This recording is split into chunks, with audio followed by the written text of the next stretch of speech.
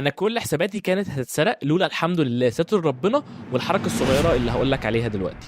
بس قبل ما نبدا ما تنساش تعمل سيف للفيديو علشان انا متاكد ان انت هتحتاجه. الحكايه ان في يوم كنت نايم عادي وصحيت واتفاجئت بكميه الايميلات اللي مبعوتها لي من اكونتات السوشيال ميديا بتاعتي كلها والباي بال وحتى اكونت البنك، ان انا كنت بحاول اعمل لوجن اكتر من مره ورا بعض والحمد لله ما عملتش. والحقيقه ان انا ما كنتش ملاحق او كنت مستوعب ايه اللي بيحصل عشان كنت لسه صاحي وكميه الايميلات من كل الاكونتات بتاعتي حرفيا بدون اي مبالغه. وعايز اقول لك كمان ان اكتر من مره منهم الباسورد كان صح، يعني اللي كان بيحاول او اللي كان بيجرب باي اداه هو كان معاه الباسورد الصح بتاع اكونتي وكان شغال. فتعال افهمك ليه ان الحمد لله هو ما قدرش يفتح الاكونتات بالرغم انه حتى معاه الباسورد. هي خطوه بسيطه جدا وناس كتيره جدا بتهملها، بس لازم تكون مفعل التو ستيب فيريفيكيشن، ودي الحمد لله انا بحاول اربطها على اي حساب ليا واربطها على طول بجوجل اوثنتيكيشن علشان اي حاجه يديني او تي بي او وان تايم باسورد مدته كام ثانيه بس علشان ان انا ادخل الباسورد ده على الموقع وبيتغير كل شويه. اي اكونت على اي موقع بعمله على طول بروح افعل ال2 اف اي واقوم رابطه على طول بجوجل اوثنتيكيشن،